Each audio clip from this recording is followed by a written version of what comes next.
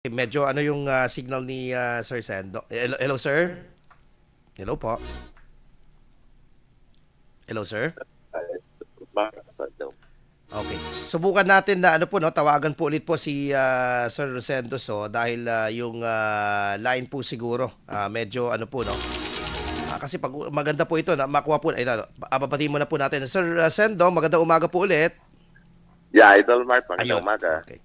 Okay po. Sir, mapunta na po tayo dito po. Ang kamatis po sumirit po ng ano ng napaka taas po ng presyo po ng mga nakaraang week. Ano po ba ang pinakadahilan po nito? Kasi sinasabi po ng mga nagtitinda at yung mga ibang supplier dahil po daw sa nagdaan pa rin po ito na epekto ng bagyo. Ano pa po bang ibang mga factors po dito, Sir Sendong? Yeah, maraming nasira kasi Mhm.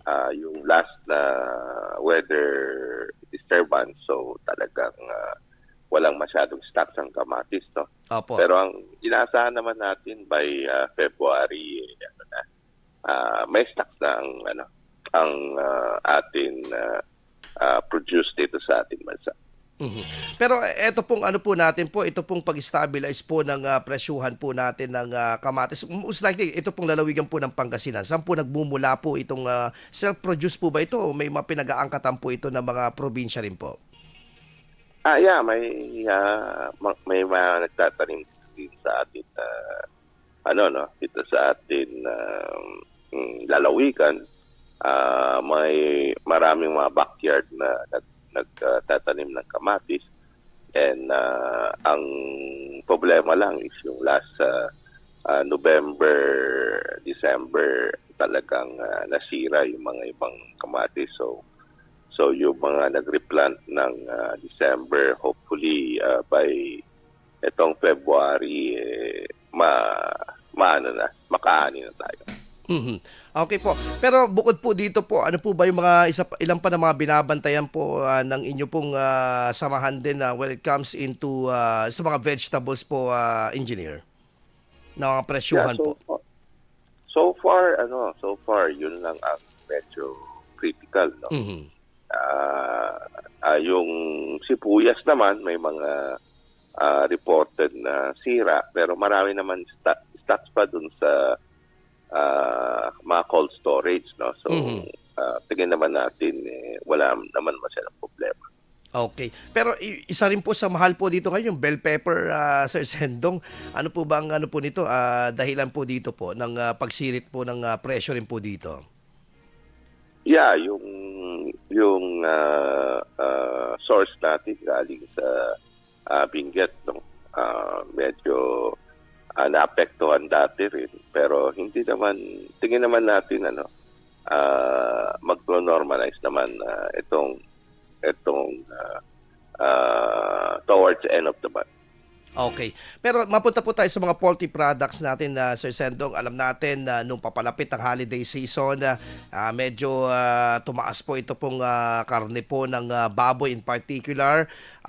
Ngayon po ba, sa inyo pong monitoring po, nasa stable na po ba ito na presyuhan po ngayon? At asahan pa po ba natin na ito po ba ay wala ng paggalaw pa sa mga darating po na buwan? So far, yung baboy kasi last year nabanggit natin, no, na Mhm. marami tinamaan ng ASF. Opo. So ito yung effect na ngayon, no, yung itong January kasi marami nag-call out nung Mhm.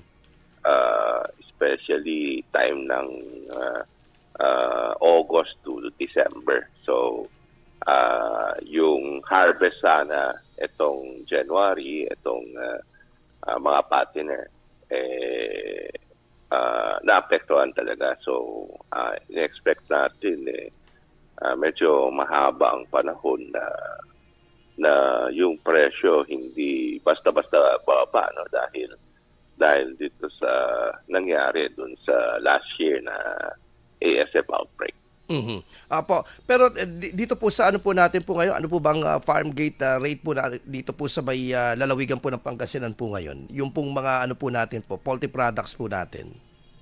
Yung sa ham, no, sabihin natin, dati nasa 180, ngayon umabot na ng 200 ang live weight. Mhm. yung sa poultry product naman, stable naman, nasa 110 ang 100 to 110 ang live weight, no? So kung makita natin yung poultry product, nasa 185, 180 ang nasa retail price so far. Yun ang presyo. Yung itlog naman stable naman, medyo bumaba pa yung presyo, no? So far, ang tingin naman natin dun sa egg is normal naman yung presyo. Opo. Yun din, tatanong ko sana yung sa itlog po, pero at least nasagot nyo na po dito. Pero ito pong ano po natin po, manok natin parang mababa rin po ang presyo po nito, Sir Sendong. Sa Yes, ngayon. oo. Bumaba na, no? At least ang tingin naman natin marami naman yung local production na tuloy-tuloy naman ang produce natin, so wala naman problema. Mhm.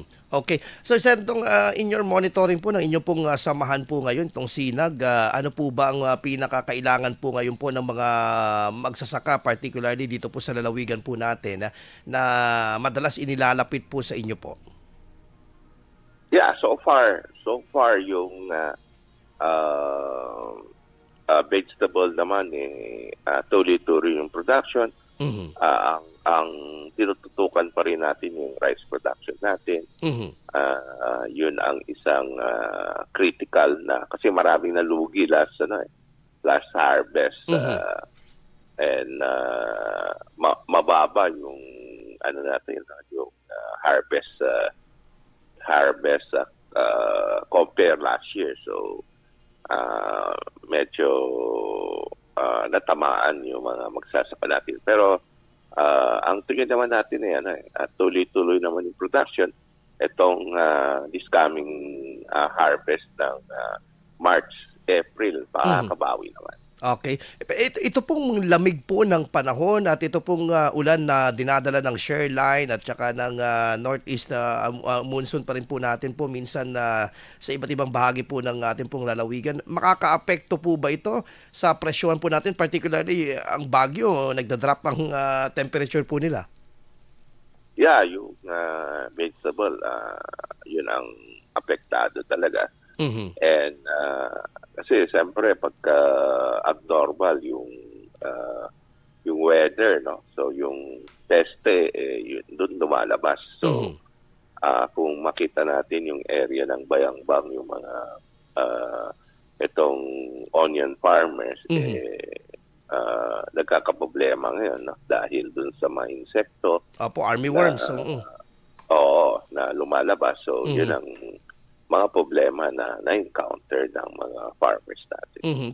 Pero may mga ano po ba dito? May mga intervention po na tulong mula po sa ating pong DA naman po para po at least hindi po talagang maapektuhan yung ito pong mga pananim ng ating mga magsasaka, Sir Sendong?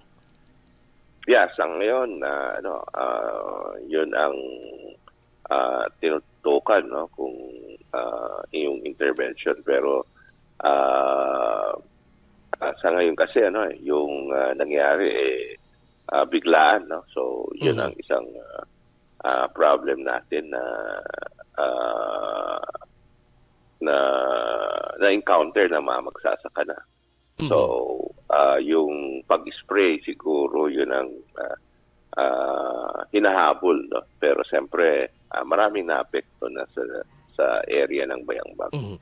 Lastly lang, Engineer Rosendo, ito pong aquaculture po ngayon, parang unti-unting nagbo-boom po ito. May mga ilang bayan po na nagpahiwatig ng pag-uumpisa ng kanilang hito industry.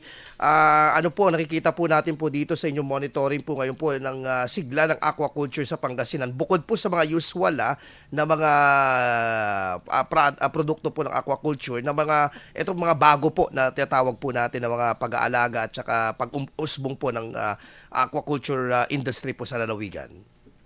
Yeah, sa ngayon, ang problem natin, of course, malamig, no? Yung growth ng mga isda medyo mabagal dahil hindi masyadong kumakain ng marami doon sa panahon ng yung weather ngayon, no? So yung growth hindi ganun ka bilis, no, compare dati. So yun ang isang nakikita natin na problema.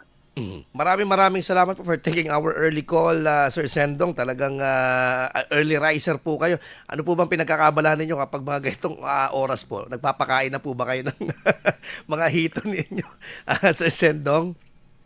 Yeah, yung mga isda, no? Oo. So yun ang tinututukan natin yung mga ganun na oras, and of course yung pag-alaga ng mga manok, tinitingnan na natin na mag-start na kakain. Oh, I think may parang inumpisahan kayo na yung mga honey, something mga beehive na ano po na pag-produce ng honey. Ano po ba ito? Meron po bang potential na pwedeng simula dito po sa ating pong lalawigan, yung mga ganyan? Yeah, meron, no? Sa mga area ng medyo mountainous area, pwede yan. Okay. Oo, and ito is makakatulong, no, dun sa bee production dito sa atin lalawigan. Oo, may mga ilan din kami, may yung mga bago ngayon na parang tinetesting dito sa Pangasinan, yung coffee farm, Sir Sendo, kasi may mga nakakausap din kami ng mga may-ari ng mga cafeteria na gusto mag-umpisa ng coffee farming. So possible din po dito sa lalawigan natin. Yes, oo. And ito is maraming demand ngayon, no, yung coffee. So, Oo, dami. magandang pumasok dito sa pagtanim ng coffee. Okay po. Maraming salamat po. Thank you for taking our early call. God bless po, Sir Sendong.